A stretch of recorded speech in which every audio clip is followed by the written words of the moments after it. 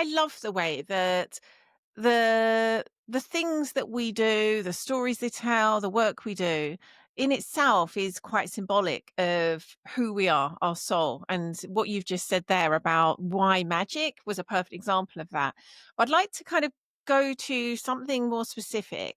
Do you have a particular magic trick that you would say is like the one that is like most symbolic of you and your story? Like that one trick that, and it might be that you can only tell me a little bit because you're not allowed to share the secret, but is there something you would say, this one trick is the one that if I could kind of like pour all of myself into this one trick, it would tell my story for me? Yeah, and it's when I would perform at the Magic Castle. I remember this one day I was sitting at the bar having dinner with my back facing the door, and this couple came in and had seen me before but didn't remember my name. So I heard they were describing me to one of the hosts. We're looking for this guy. God, he was great last time. He's a big guy, and well, you got to know him. He's the guy with the paralyzed face.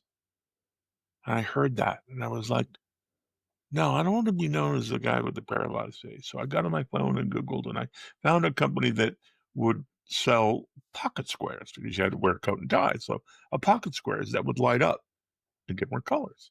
So I'm Mr. Blue, as you can tell from everything around me. Um, I bought a blue one, and I started wearing that blue pocket square.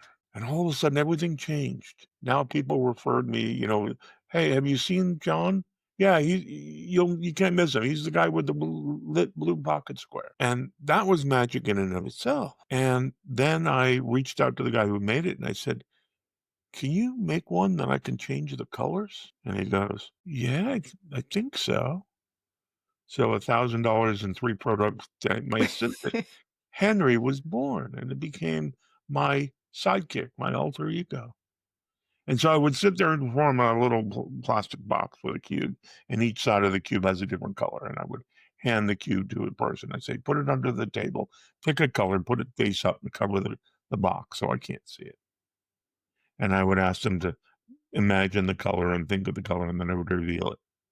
And all of a sudden, Henry would flash. Okay, sorry guys, you got to indulge my assistant. He wants in on the act. So do you mind doing it again? So they would pass the cube to someone else.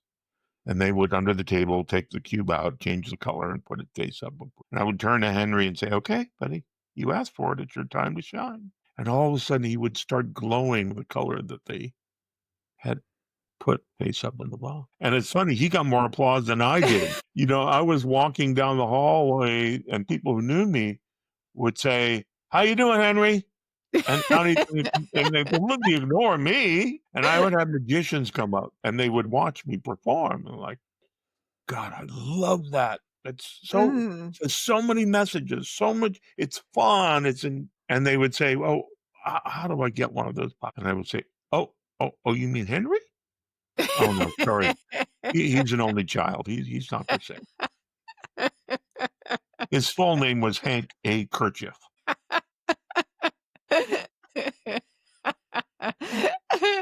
Oh, I love that so much. Magic is designed to bring awe and wonder to people and take people into a world of everything is possible. And so he became my assistant. He became my sidekick. And when I Mm. perform, I never leave him home. He gets very sad when I leave him at home. And so does everyone else because they want to know where he is. Yeah, exactly. Oh my gosh. Sometimes I ask a question and then I'm kind of like secretly congratulating myself afterwards. Like, I'm so glad I asked that question. I am too. I am too.